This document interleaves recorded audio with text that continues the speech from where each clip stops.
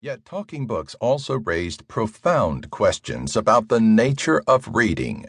The most intractable concerned the relationship between speech and print, or, in Irwin's words, whether a book is still a book when it is printed on phonograph records. Although Irwin's inquiry was primarily a legal one, we might take it as a philosophical one too, since the talking book's standing has been in dispute ever since sound recording technology enabled books to speak for themselves. Was a talking book still a book?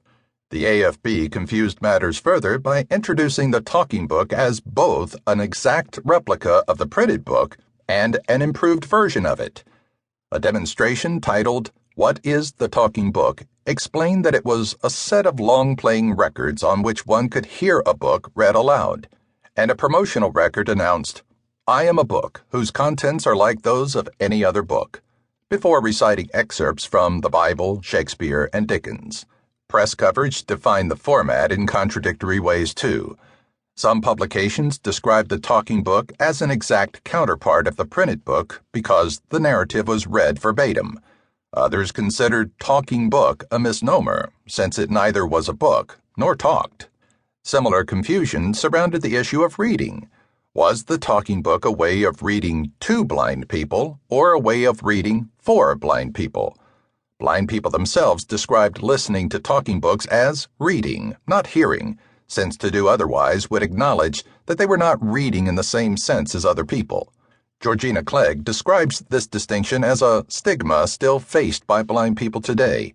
In fact, it may be useful to think of the talking book as a prosthesis rather than a substitute for print, since most blind readers had no choice in the matter. According to this way of thinking, the phonograph enabled blind people to read by acting as a surrogate means of vision.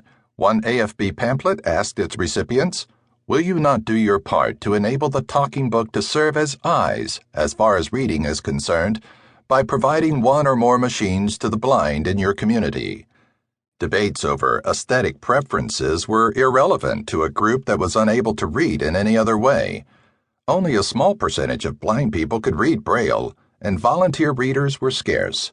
For the average blind person, talking books meant the difference between reading and not reading at all. While it's important to think about the talking book in relation to its print predecessors, we should also try to understand the format in its own terms. The talking book only exists because a group of people had no access to books at the beginning of the 20th century. Media historians have long recognized the link between disability and invention. The book was simply inadequate when it came to meeting the needs of people with disabilities. The obvious solution was to adapt the book into alternative formats suitable for these readers. As Mara Mills has argued, media exclusions thus necessitate technological adaptations. The talking book's development thereby challenged conventional notions of the book as a medium exclusively reserved for print, and of reading as an activity performed with the eyes instead of a multitude of senses. This chapter addresses the vexed relationship between orality and print by taking us back to the talking book's origins. Existing accounts of the talking book document its technological, legislative, or institutional history.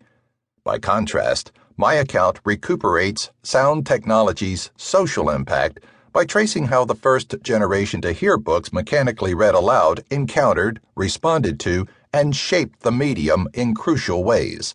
Lisa Gittleman's work on the history of sound recording underscores how new media and their audiences evolve in relation to one another.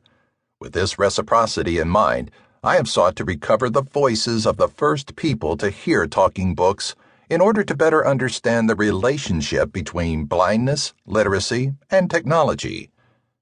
The talking book service is commonly held up as a triumphant example of technology's capacity to overcome disability. The real story is more complex. The events documented in the following pages remind us of how much resistance advocacy groups encountered and continue to encounter while attempting to persuade people of the need, value, and legitimacy of alternatives to printed books.